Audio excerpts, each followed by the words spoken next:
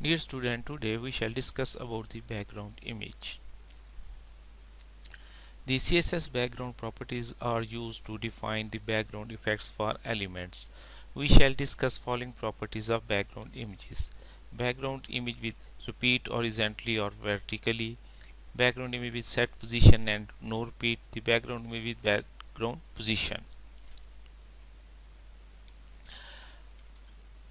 Background image. The background image properties specify an image to use as the background of an element. By default, the image is repeated, so it covers the entire element.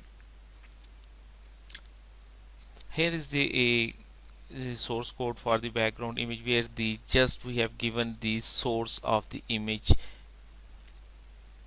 As you can see the output in the next slide. This page has an image as the background.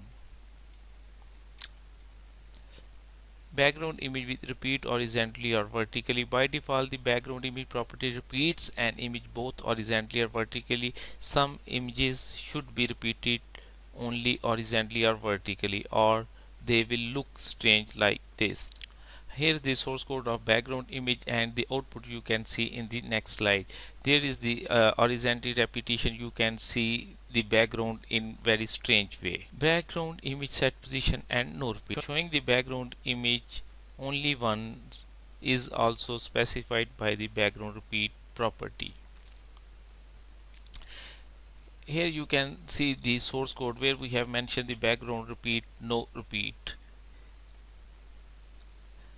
The background image is only showing one, but it is disturbing the reader.